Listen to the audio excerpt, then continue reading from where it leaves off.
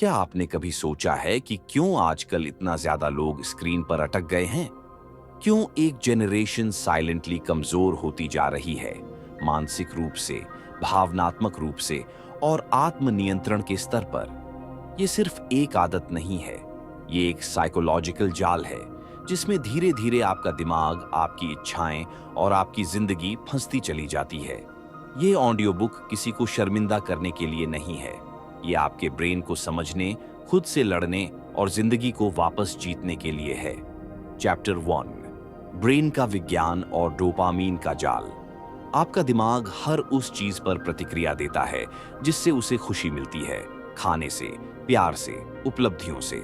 लेकिन सबसे बड़ा रोल निभाता है एक केमिकल, डोपामीन। डोपामीन हमें कुछ फील गुड अनुभव देता है। जब आप कुछ एक्साइटिंग करते हैं, जैसे सोशल मीडिया, गेम्स या सेक्स से जुड़ी चीजें देखते हैं, डोपामीन रिलीज होता है। लेकिन पोर्न यह इस सिस्टम का दुरुपयोग करता है। यह एक नेचुरल रिवॉर्ड सिस्टम को ओवर स्टिम्युलेट करता है। हर बार जब आप पोर्न देखते हैं, आपका दिमाग एक तेज नॉन स्टॉप डोपामीन की बाढ़ में डूबता है। धीरे धीरे ब्रेन कहता है, मुझे और चाहिए, और रियल लाइफ अब बोरिंग लगती है। चैप्टर 2, कैसे पोर्न ब्रेन को रिवायर करता है। जब कोई चीज बार बार की जाती है, ब्रेन उस पर पाथवेज बनाता है। जैसे गीली मिट्टी पर बार बार पानी डालो तो एक गड्ढा बन जाता है। पोर्न भी वही करता है, मेंटल रट। हर बार जब आप अर्ज पर एक्ट करते हैं, आपका ब्रेन उस पाथ को मजबूत करता है। Trigger, craving, gratification, guilt. अब दिमाग कहता है, स्ट्रेस, देख लो पोर्न। थोड़ा बोर्ड, देख लो एक नया जेनर। लोनली हो, चलो डोपामाइन की डोज ले लो। धीरे धीरे natural joys of life, real love, bonding, creativity, discipline सब डल हो जाते हैं। आपका दिमाग अब एक हाई स्टिमुलेशन ओनली मशीन बन चुका है, जहां सिर्फ तेज अनरियल विजुअल्स ही ट्रिगर करते हैं। चैप्टर 3, गिल्टी ट्रैप और शेम। साइकिल पोर्न देखने के बाद अक्सर एक भारी गिल्ट आता है। लोग सोचते हैं, मैं बहुत गंदा इंसान हूं, मुझसे कंट्रोल नहीं होता, किसी को बताऊंगा तो सब छोड़ देंगे मुझे। लेकिन यही होता है सबसे खतरनाक mental trap, shame, stress, escape. फिर से पोर्न। शेम कभी एडिक्शन को ठीक नहीं करता, बल्कि और गहराई में धकेलता है। आपके अंदर की वॉइस कहती है, तू सुधर नहीं सकता। और यही सबसे बड़ा झूठ है। सच ये है कि आप इंसान हो। आपका दिमाग रिवायर्ड हो गया है, लेकिन वो रिवायर वापस भी किया जा सकता है। चैप्टर 4, पोर्न से असल जिंदगी में क्या नुकसान होता है। जब आप पोर्न देखते हैं, आपको लगता है ये तो हार्मलेस है, बस कुछ मिनट की बात है। लेकिन असल में ये धीरे धीरे आपके ब्रेवरी, फोकस, एनर्जी और सबसे जरूरी रियल ह्यूमन कनेक्शन को चुरा रहा होता है। आइए समझते हैं कैसे। एक, सेल्फ कॉन्फिडेंस पर असर। पोर्न देखने वाला इंसान धीरे धीरे इंट्रोवर्ट होता जाता है। आंखों में आंखें डालकर बात करने की हिम्मत कम होती जाती है। उसका दिमाग हर अट्रैक्टिव इंसान को सेक्सुअल लेंस से देखने लगता है। 2, रिलेशनशिप में डिस्कनेक्ट। जब कोई वर्चुअल फैंटेसी में डूबा होता है, तो वो रियल रिलेशनशिप से इमोशनली कटने लगता है। उसे पार्टनर में वही थ्रिल नहीं दिखता जो स्क्रीन पर दिखता है। 3, इरेक्टाइल डिसफंक्शन इन यंग मेन। आजकल 20 से 25 साल के युवाओं को भी परफॉर्मेंस इश्यूज हो रहे हैं। क्यों? क्योंकि ब्रेन सिर्फ पोर्न के अनरियल स्टिमुलेशन से ही एक्साइट होता है, असल इंसानी कनेक्शन से नहीं। 4, मानसिक धुंधलापन और आलस्य। हर बार डोपामाइन की हिट लेने से आपका दिमाग थका हुआ महसूस करता है।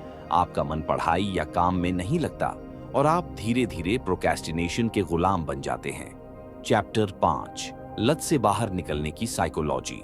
अब सवाल ये है, क्या इससे बाहर निकला जा सकता है? 100% हाँ, लेकिन उसके लिए समझनी होगी एडिक्शन की साइकोलॉजी। ये सिर्फ हैबिट नहीं है, ये कोपिंग मैकेनिज्म है। जब आप सैड, एंग्शियस, बोर्ड या स्ट्रेस्ड होते हैं, तो आपका दिमाग फेमिलियर कंफर्ट ढूंढता है, और वो कंफर्ट है पोर्न। इस साइकिल को तोड़ने के लिए आपको चाहिए, 1, ट्रिगर पहचानना। सबसे पहले आपको अपने ट्रिगर्स को समझना होगा। कब अर्ज आती है, कौन सी सिचुएशन में? रात को अकेले, सोशल मीडिया स्क्रॉल करते हुए, स्ट्रेस में। दूसरा, क्रेविंग को ऑब्जर्व करना, एक्ट नहीं करना। अर्ज आना गुनाह नहीं है, अर्ज पर एक्शन करना चॉइस है। ऑब्जर्व कीजिए, हाँ मेरे अंदर क्रेविंग है, लेकिन मैं इसे कंट्रोल कर सकता हूं। 3, न्यू न्यूरल पाथवेज बनाना। हर बार जब आप अर्ज को रिजेक्ट करते हैं, आप एक नया मेंटल मसल बना रहे होते हैं, और हर बार जब आप रिलैप्स से बचते हैं, आपका दिमाग हेल्थी डायरेक्शन में रीवायर्ड होता है। चैप्टर 6, रीबूट, 90 दिन की यात्रा योजना।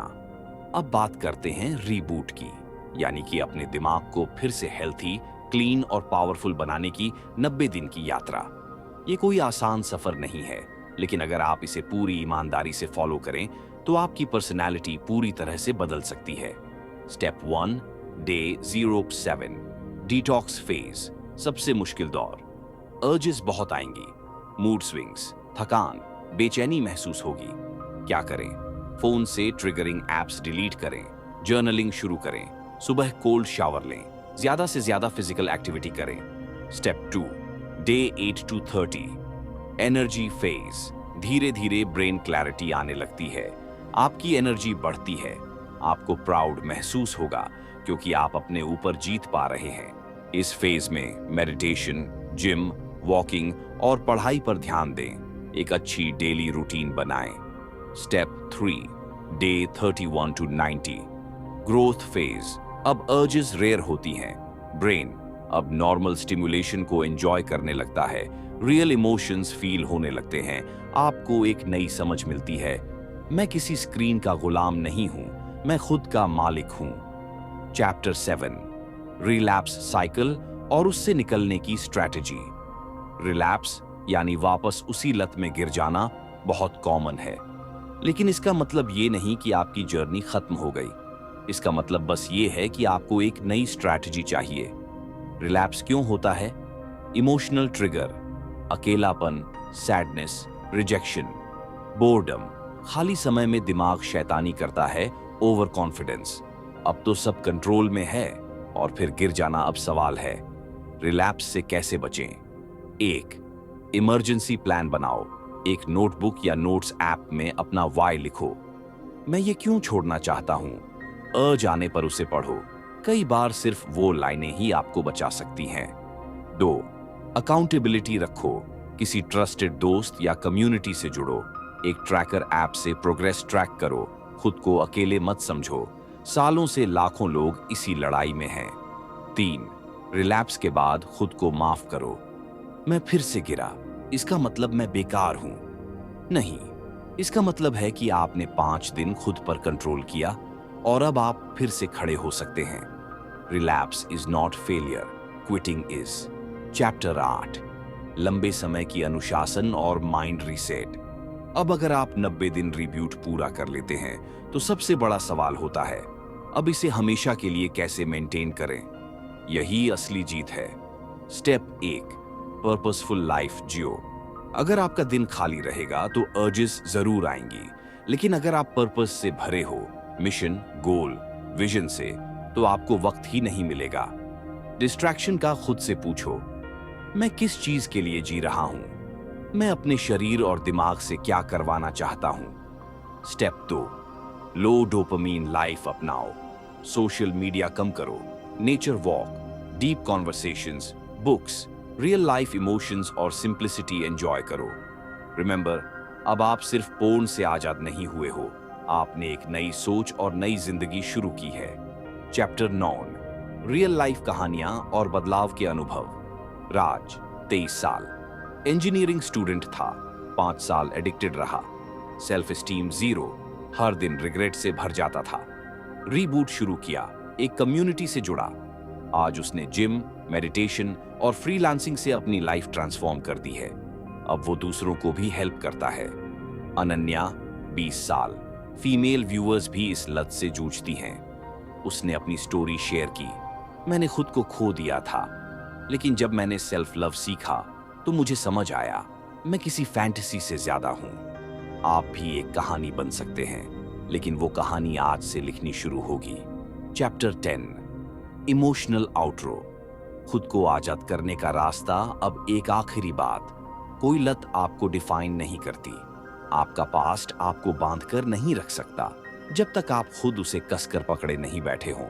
आपका शरीर, आपका मन और आपकी आत्मा ये किसी स्क्रीन के गुलाम बनने के लिए नहीं बने हैं। आपका जन्म ग्रेटनेस के लिए हुआ है। डिसिप्लिन, रिस्पेक्ट, रियल लव, यही आपकी असली पहचान है। हर दिन जब अर्ज आए तो याद रखना, मैं हारने के लिए नहीं आया, मैं हर हाल में उठने के लिए बना हूं। अगर ये ऑडियो बुक आपको इंस्पायर करे तो इसे उन दोस्तों तक जरूर पहुंचाओ जो अकेले लड़ रहे हैं, क्योंकि एक कहानी, एक आवाज किसी की पूरी जिंदगी बदल सकती है।